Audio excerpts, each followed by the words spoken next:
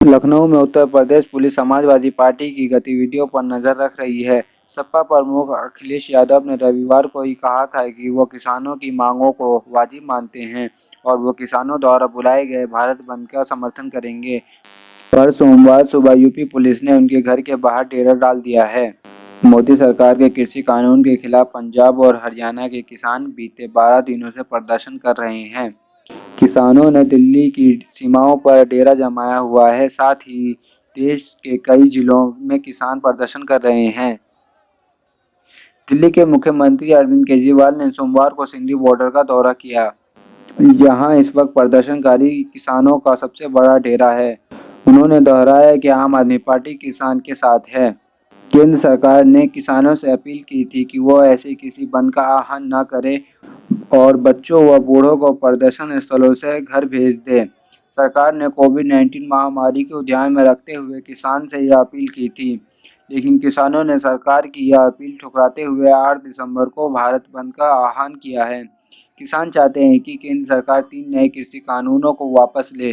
किसानों का कहना है कि इस नए कानून के कारण उन्हें अपना अनाज औने-पौने दाम पर बेचना होगा और न्यूनतम समर्थन मूल्य की व्यवस्था खत्म हो जाएगी। इसे लेकर केंद्र सरकार और किसान संगठनों के बीच बातचीत जारी है। 5 चरण की वार्ता हो चुकी है, जो अब तक बेनतीजा रही। बुधवार 9 दिसंबर को यानी भारत बंद के ठीक एक दिन बाद सरकार और किसान संगठनों में छठे चरण की वार्ता होनी है। माना जा रहा है कि केंद्र सरकार किसानों के प्रदर्शन से दबाव में है। किसानों से वार्ता में शामिल कुछ केंद्रीय मंत्री के बयानों से ऐसे संकेत मिले हैं कि सरकार पीछे हट सकती है। इस बीच न सिर्फ मुख्य विपक्षी दल बल्कि बीजेपी के कुछ सहयोगी दलों ने भी किसानों की मांग का समर्थन किया है। उन्होंने कहा है कि वो मंगलवार को भारत बंद के समर्थन में रहेंगे। भारत बंद को ध्यान में रखते हुए हरियाणा पुलिस और दिल्ली पुलिस ने सिंधु बॉर्डर और टिकरी बॉर्डर पर, जो अब तक प्रदर्शन के सबसे बड़े केंद्र रहे हैं, वहां अतिरिक्त पुलिस बल तैनात करने की तैयारी है। अब तक करीब 18 राजनीतिक पार्टियों ने कहा है कि वह किसानों के भारत बंद के समर्थन में हैं। सोमवार सुबह बसपा सुप्रीमो मायावती ने कहा, कृषि से संबंधित 3 नए कानूनों की वापसी को लेकर पूरे देश भर में किसान आंदोलन है। उन्होंने 8 दिसंबर को जिन भारत बंद का ऐलान किया है, बीएसपी उसका समर्थन करती है। साथ ही केंद्र सरकार से अपील करती है कि वो किसानों की मांगों को माने। इससे पहले शिवसेना ने भारत बंद के समर्थन की घोषणा की थी।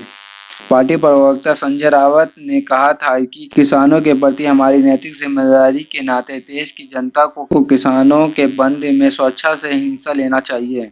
इससे पहले कांग्रेस अध्यक्ष सोनिया गांधी समेत भारत के 11 बड़े राजनेताओं ने किसानों के भारत बंद में समर्थन का ऐलान किया था।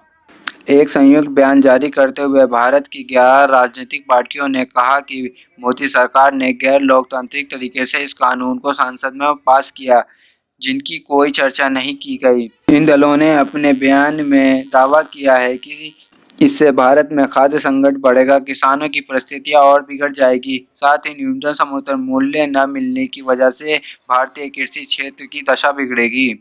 वहीं शिवसेना, तृणमूल कांग्रेस, राष्ट्रीय जनता दल, तेलंगाना राष्ट्रीय समिति, अकाली दल, आम आदमी पार्टी और बीजेपी के सहयोगी असम गण परिषद और राष्ट्रीय लोकतंत्र पार्टी ने भी किसानों के भारत बंद का समर्थन किया है।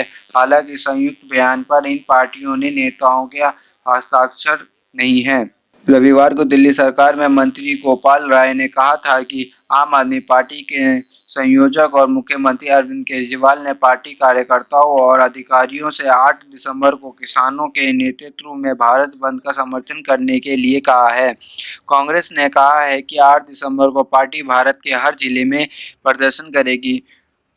पूर्व पार्टी अध्यक्ष राहुल गांधी ने भी किसानों की मांगों का समर्थन किया है और कहा है कि मोदी सरकार को किसानों की मांगें माननी चाहिए।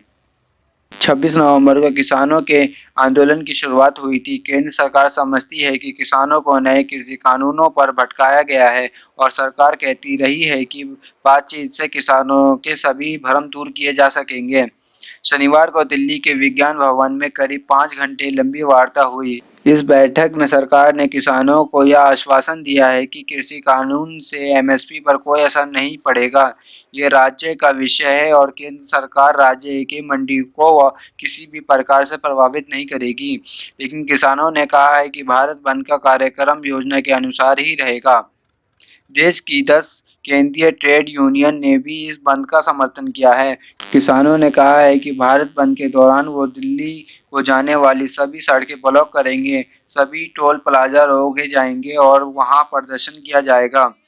वामपंथी पार्टी ने न सिर्फ इस बंद का समर्थन किया है बल्कि अन्य विपक्षी दलों से भी इसका समर्थन करने की अपील की है।